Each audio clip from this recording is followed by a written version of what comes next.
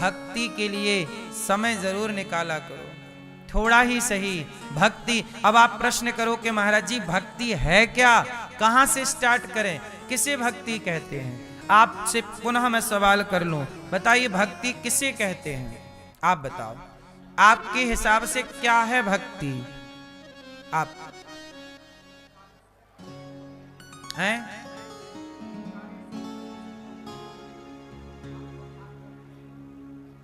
कोई काम शुरू करने से पहले याद, फिर शुरू हो जाए फिर याद करने की जरूरत नहीं है, ठीक है? भक्ति क्या है आपके हिसाब से? परिभाषित करो भक्ति को।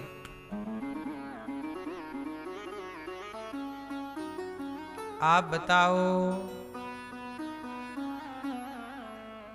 ठीक है?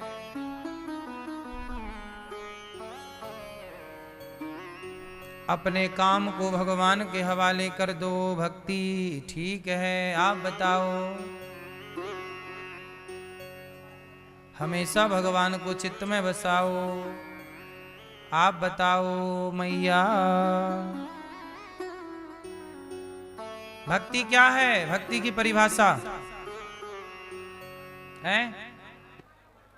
सुनो, आप सबने सही कहा। पीली मैया क्या कह रही हैं? बैठो बैठो, खड़े ना हो मेरी माँ। प्रेम, प्रेम, सेवा, समर्पण, 3 गिना दिए मैया ने। कुछ तो लगेगा, डंडा मारू कहीं तो लगेगा।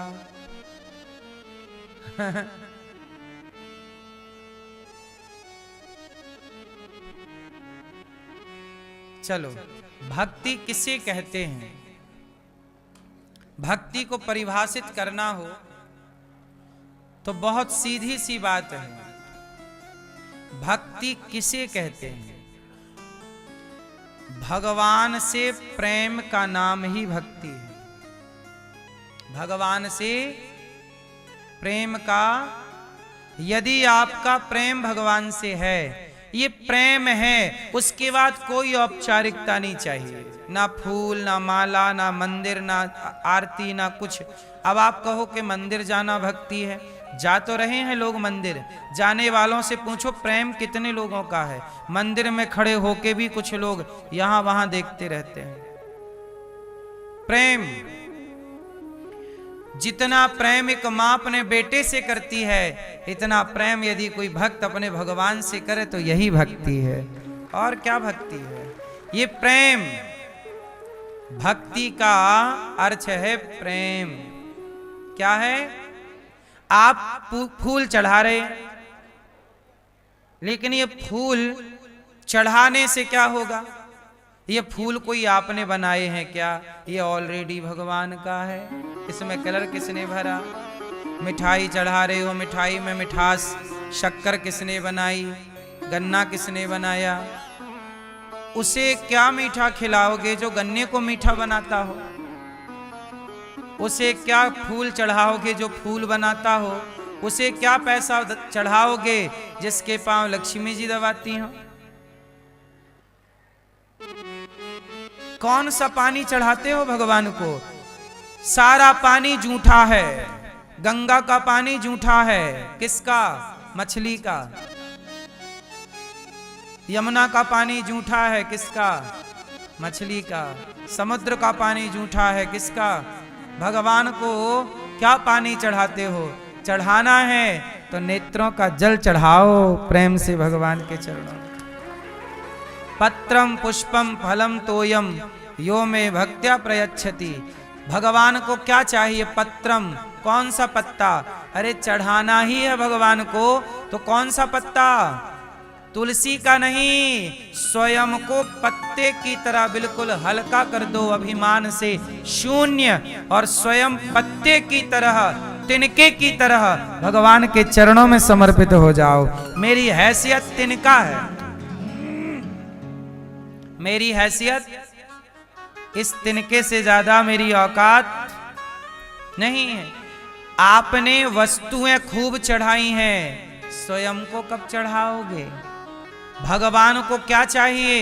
आपका पति आपको पैसा दे, आपका पति आपको माला पहनाए, आपका पति आपको गाड़ी दे, बंगला दे, पर खुद को ना दे, खुद को पड़ोसन के हवाले कर दे, तो आप खुश रहोगी मेरी मां? आप अपने पति से, आपका पति आपको पैसा देता रहे, कपड़े लत्ते देता रहे, गाड़ी घर देता रहे, लेकिन अपने आप को समर्पित करे कहीं और, चलेगा? बोलो हाँ कि ना? सोचो जरा, आपका पति आपको कुछ ना दे, लेकिन आप अपने आप को आपके हवाले कर दे, पति आपका बन के रहे, तो वो पत्नी खुश रहती है कि मेरा पति मेरा है। जरा सोचिए कि आप सामान्य सी स्त्रियां अपने पति से हार, नारियल, मिठाई, रुपया, पैसा, घर, गाड़ी नहीं, पति से पति को चाहती हैं, तो आप भी भगवान को नारियल, मिठाई, मिष्ठान, रुपया, पैसा, सोना चांदी क्यों चढ़ाते हो? भगवान भी चाहते हैं कि मेरा भक्त मुझे कुछ ना दे, स्वयं अपने आप को मेरे हवाले कर दे, आप अपने को चढ़ा दीजिए। प्रभु आज से हम आपके। किसके बनोगे? किसके बनोगे? अभी किसके बने हो? अभी आप दुनिया वालों के बने हो। लोग कहते हैं कि हम आपके, है ना? कितने लोग हैं जो कहते हैं कि ये हमारी है, ये हमारा है। नहीं, ये मत कहिए। भगवान, वो दिन कब आएगा जब भगवान कहेंगे कि ये हमारा है। हनुमान जी ने यही तो किया। हनुमान जी ने अपने आप को चढ़ाया, तो राम जी को कहना पड़ा कि तुम मम प्रिय भरतहि सम भाई। हे हनुमान, तुम हमें इतने प्रिय हो जितने प्रिय हमारा भरत हमें है, इतना प्रिय हनुमान हमें। राम जी ने कहा, आप लोगों को वो दिन कब आएगा जब भगवान कहेंगे कि ये मेरा है। आपको दुनिया के लोग कहते मेरा मेरा मेरा, और आप खुश हैं। इसलिए आप चढ़ाना चाहते हैं भगवान को, तो तुम्हें सौंपता हूं अमानत तुम्हारी। ये अमानत किसकी है? सच बताओ, आपकी आंख, आपका शरीर किसका दिया हुआ है? ईश्वर का दिया, तो वो चढ़ाओ ना। समर्पण इसी को कहते हैं। क्या करोगे? बोलो मेरी माँ, समर्पण। और जो समर्पण कर देता है वो कितना भी बड़ा पापी क्यों ना हो, भगवान उसके पाप को क्षमा कर देते हैं। अब तो ये मेरा हो गया। समर्पण में ताकत है। पहली बात समर्पण पत्रम। दूसरा, भगवान को कौन सा फूल चढ़ाना चाहिए? जोर से मैया, कौन सा फूल चढ़ाओगी? भक्ति का फूल।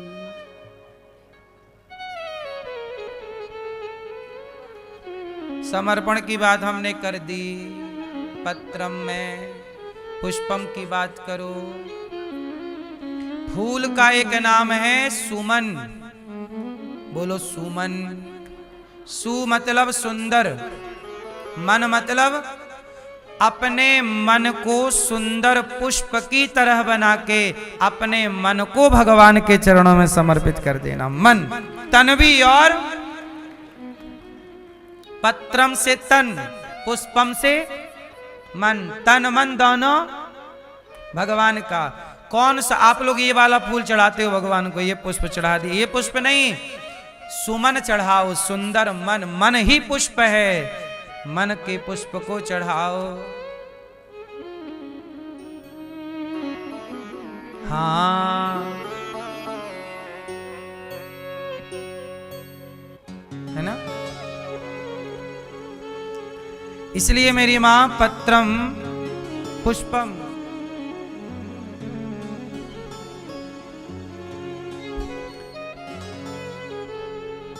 आपको चाहिए कि अपना मन भगवान के चरणों में, और कहीं मन न लगे।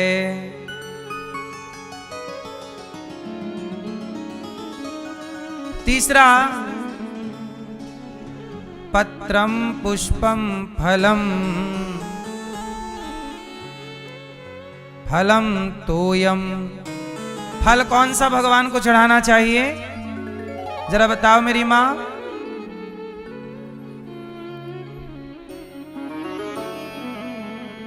पत्रम मतलब शरीर, पुष्पम मतलब मन, फलम कौन सा फल भगवान को चढ़ाएं? फास्ट।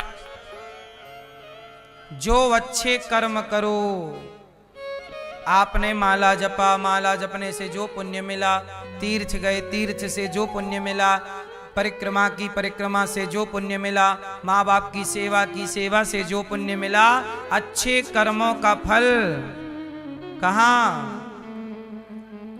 भगवान के चरणों में। सही है, भगवान के चरणों में कर्मों का फल चढ़ाना चाहिए। और आप ले जाते हो नारियल, तोड़ देते हो। नारियल ऐसे तोड़ते हो जैसे आपके घर पे ही बनते हो नारियल। आपके घर पे बनता नारियल?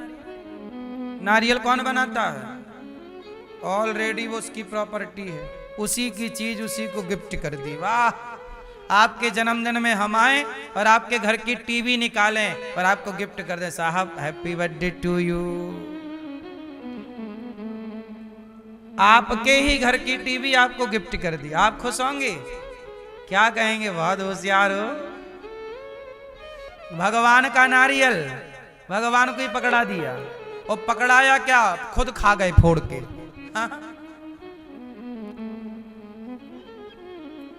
खुद खा गए और बोल रहे हैं कि भगवान अब नारियल चढ़ा दिया है, अब हमारा काम हो जाना चाहिए। ऐसे बात कर रहे हैं भगवान से जैसे भगवान इनके नौकर हों कि काम कर दो हमारा, नहीं करोगे तो कट्टी। पत्रम पुष्पम फलम तोयम, कौन सा जल चढ़ाना चाहिए भगवान को? कौन सा मेरी माँ? संसार का हर जल जूठा है, मछली का, इसलिए चढ़ाना है तो नेत्रों का जल। अच्छा एक बात बताओ, ये आंखों में पानी काहे निकलता है आंखों से? तो यहाँ कोई टंकी वंकी है क्या मैया? वहां से फिर ओवरलोड हो जाती है तो छलकता रहता है। चलो बताओ, ये पानी कहां से आता है आंखों का? है आंखों के अगल बगल कोई टंकी है क्या? है? सोचो, आंखों से पानी निकलता है।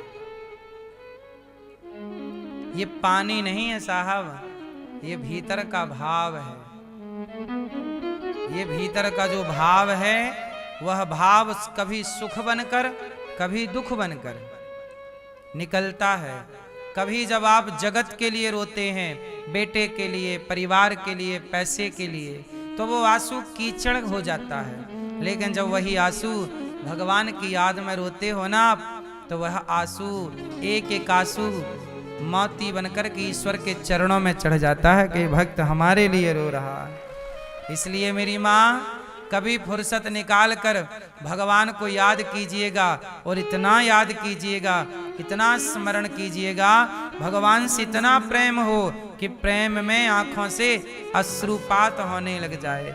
जब भगवान कृष्ण गोपियों को छोड़कर गए तो गोपियां भगवान की याद में बहुत रोई। क्या करती बेचारी, क्या करती? रो ही तो सकती हैं। छोटा सा बच्चा बिस्तर से गिर जाए जमीन पर, माँ अपने साथ सुलाती है बच्चे को, पर बच्चा बिस्तर से नीचे गिर जाता है कई बार, और गिर जाए तो बच्चा खुद से तो चढ़ नहीं सकता, छोटा है ना, 2-5 महीने का, अपने से बिस्तर पे चढ़ नहीं सकता। तो बच्चे के पास ले दे के केवल एक काम है, रोता है। क्या करता है? और जब रोता है तो उसकी माँ कहीं भी होगी, आकर के उसे हृदय से लगाती है। आपके पास क्या, आपके पास ज्ञान है बताइए? कितना आप पढ़े लिखे हो? कौन सी स्तुति करके ईश्वर को रिझाना चाहते हो? कौन सा ज्ञान है आपके पास? ज्ञान से मिलते भगवान तो रावण जैसे ज्ञानी को समझ में ना जाते। राम सामने खड़े थे, पर रावण जैसा ज्ञानी राम को पहचान ना पाया। जब रावण की समझ में राम नहीं आए तो आप कितना पढ़े हो? भगवान शिव की पत्नी माता सती, सती की समझ में राम नहीं आए, तुम कितना जानते हो। ब्रह्मा, ब्रह्मा कितने बड़े हैं, वे ब्रह्मा तो सृष्टि बनाते हैं, वो ब्रह्मा की समझ में कृष्ण नहीं आए, परीक्षा लेने आ गए थे, ग्वाल वाल चुरा के चले गए, भगवान के बछड़े चुरा करके ले गए। ब्रह्मा की समझ में जो नहीं आया, माता सती की समझ में नहीं आए। इंद्र, इंद्र तो देवताओं के राजा हैं, वो राजा इंद्र ने भगवान कृष्ण को डुबाने के लिए, ब्रजमंडल को डुबाने के लिए मूसलाधार पानी बरसाया, तब भगवान को गोवर्धन उठाना पड़ा। जरा सोच लो, इंद्र की समझ में जो नहीं आए, ब्रह्मा की समझ में जो नहीं आए, माता सती की समझ में जो नहीं आए, रावण की समझ में जो नहीं आए, वो हमारी और आपकी समझ में कितना आएंगे। जब कृपा करेंगे वो तो समझ पाओगे, नहीं कृपा करेंगे तो वो भगवान समझ में आए, इसकी गारंटी नहीं है। इसलिए भगवान को प्रेम से रो करके, छोटा बच्चा कुछ नहीं कर सकता, केवल रो सकता है।